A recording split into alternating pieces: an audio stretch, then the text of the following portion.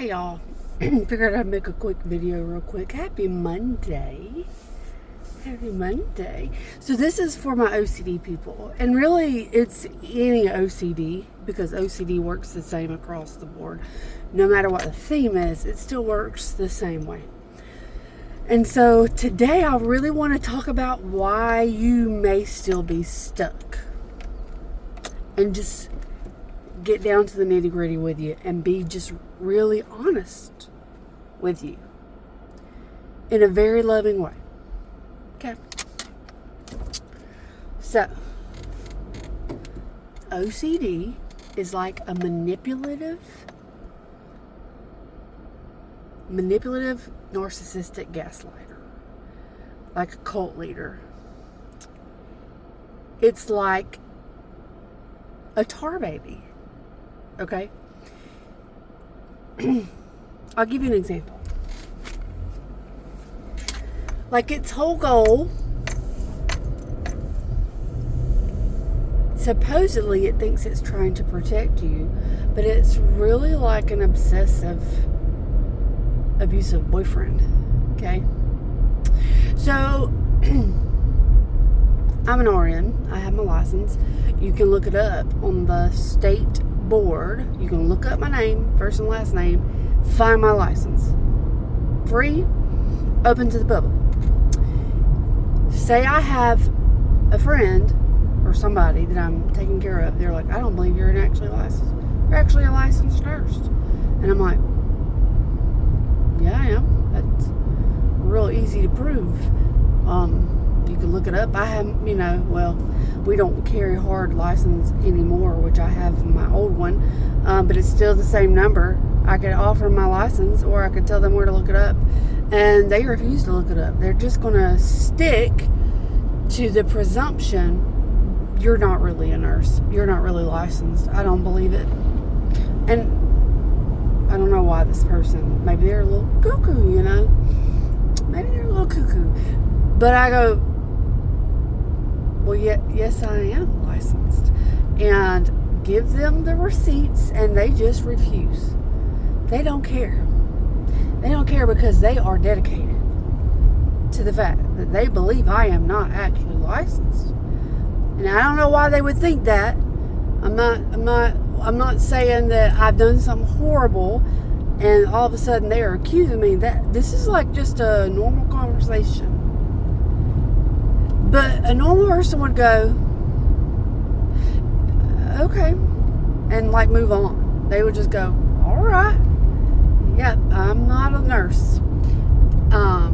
Because after you've proven, the truth can stand on its own. So after you've proven the fact, and they're committed to their view, then you realize a halfway wise person would realize they are wasting their time.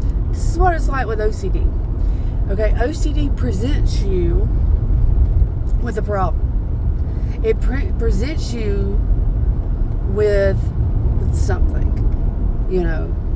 and immediately a true argument has two people discussing back and forth.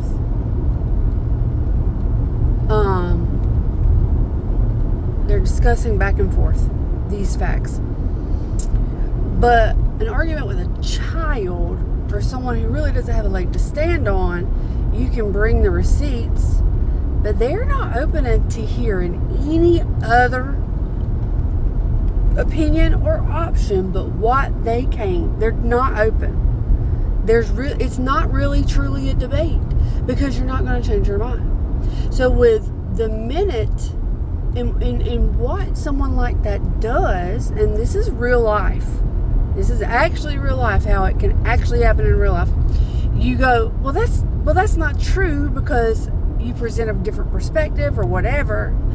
And they go, well, and then they immediately, instead of arguing with more facts to back up their stance, they immediately attack your character. Now, I think you can say that that's a pretty common occurrence in today's political environment, right? Well, you're just a terrible person. Instead of actually hearing what you're saying, they begin to attack your character. And a lot of times it's because, well, they are not arguing facts. They're coming from emotion instead of actually having logic. And that's what OCD does. It's all emotional, because literally, quite literally, the logical part of your brain is not active at that moment. Quite literally. It's all the emotional fear center of your brain. So I want to say this. The minute, the second that you engage with OCD, you have already lost. Because OCD has no interest in hearing other perspectives. The minute you bring another perspective, it immediately goes into attacking you.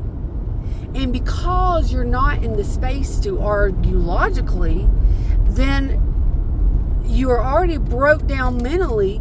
You start to believe that, well, because I refuse to believe this thing, then I must be rebellious. I must be a terrible person. This is why I have these thoughts, because in my heart I really don't believe. I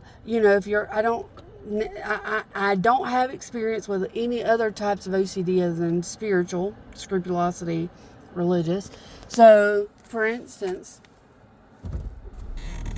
it twists something in scripture, and the minute you come at it, like, there's verses in Hebrews, super triggering. The context is key. And so as you start to break down those verses, and I won't even say the verses because they might trigger somebody. The minute you begin to break down those verses and actually come from the context, it changes the way you read the verse. If you're just reading the verse by itself, which is never the right thing to do, by the way, when you're reading the Bible, is never to take one verse and just take it away from its context. The whole Bible needs to be read in context. I mean, the whole word, not just one verse, not just one chapter, not just one book, but the entire book is congruent and must be, it all interprets itself. So the minute I started arguing, because some of these verses are what triggered me, and the minute I started arguing with it, or considering or listening to people come with a different perspective, then my OCD automatically just attacked the character. Well, they are just immediately. And so now, my point is this. First off, the reason that you're still stuck, one of the main reasons people stay stuck in OCD for years, is because they never just double down on the fact that it is OCD. They will constantly chase the rabbit trails. They'll constantly trace the rabbit trails the OCD tries to take you on. And it's literally like a manipulative, like if you had a husband or a wife, boyfriend, girlfriend, whatever, friend that treated you the way that OCD treated you, you would, if you were in your right mind, break up with them. Like, you would consider it abuse. Because the minute you get into a discussion with it and you disagree with it, it immediately just starts calling you names. The minute you try to ignore what it's saying and say, well, that doesn't make any sense, it's like, oh, you're terrible. You're really disgusting. And then it beats you down, like literally, or like a cult leader that keeps you bound by fear. I am the only person that has the truth. Only I have the real truth. And if you walk away, you're going to die. Does that not sound like a cult leader to you? And I understand that it's really hard to get disentangled from this, because there's so much fear. Your brain is constantly in a state of fight or flight. So, guys, where there may be a spiritual aspect to this, there's very much a physiological aspect to this. And that does not discount the spiritual side, but it just simply acknowledges that the Lord made us in flesh and blood. And we live in a fallen world. Okay? It's the effect of sin on our lives. Like, this is the effect of sin on us. So my point is this. My main point, and hopefully I haven't lost you yet, but my main point, I have a few. One, you may still be stuck because you won't just take the risk to address it like it's OCD. Okay? The minute it's terrifying. It's terrifying. But take it from someone. That's where my breakthrough began to happen, was when I just doubled down on that it was OCD. I began to treat it all like it was OCD. Was it scary? Yes, absolutely. But you can either be scared, extra scared for a little bit, or be stuck for a long time. You have the choice. I know it's hard. Second off, the minute you engage with OCD, because OCD does not play fair, it has no interest in hearing another point of view. A smart person, if you are dealing with an actual person like that, a smart, wise person, and I'm not saying you're dumb, that's not what I'm saying, because I understand there's a lot more going on here. So don't hear that.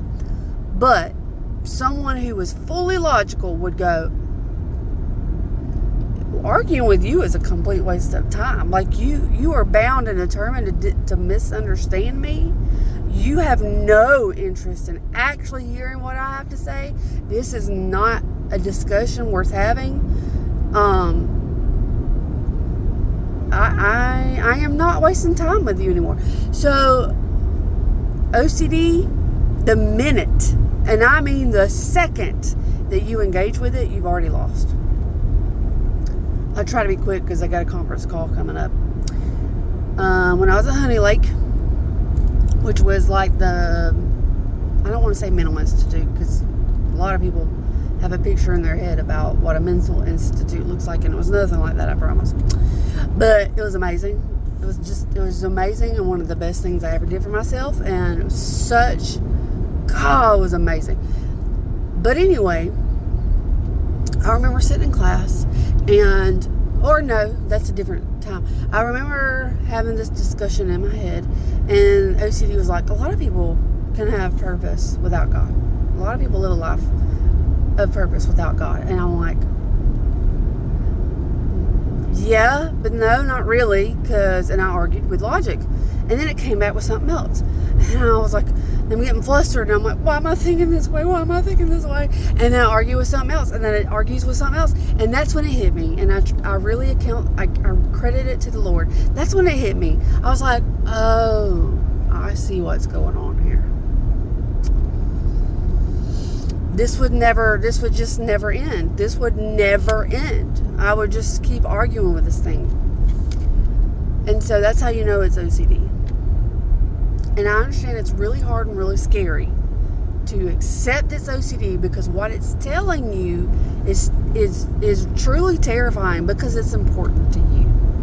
But that's manipulative. Like, OCD is vile. It's horrible. And you need to separate yourself from your OCD. You are not your OCD. Like, you are not.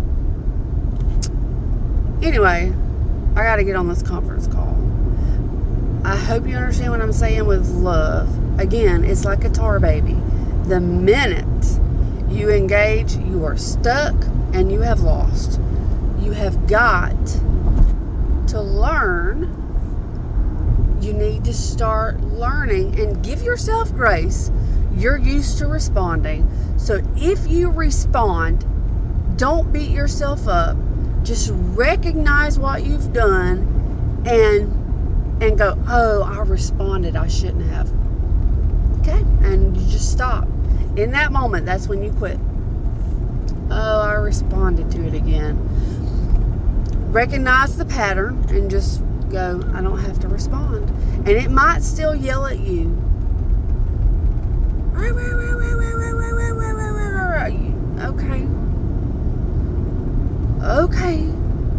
Okay, OCD. Sure. Yep. Sure. Trust me. And ironically, it was when I began to deal with my OCD, as if it was OCD, that God taught me an unbelievable amount of things. Spiritually, practically, like when I look at it, it is such a beauty from ashes. Just so beautiful what he did there. It's so beautiful. Because he is wonderful. And I don't deserve it. You don't deserve it. But he loves us. Like he really loves us. So, and if you're here and you don't know Jesus and you have OCD, and it may not be religious OCD, and you're still here, just know that there is a God in heaven that really loves you. Like he loves you a lot. And he loves you so much, he sent his son to die for you on the cross. To pay for your sins. And if you want to know more about that, reach out to me, comment. Anyway, I hope you guys have a wonderful week. Comment, message me anytime. I may not get right back to you because I am busy. I have work and school now, and I'm on just struggling. But anyway, love y'all, mean it. Bye.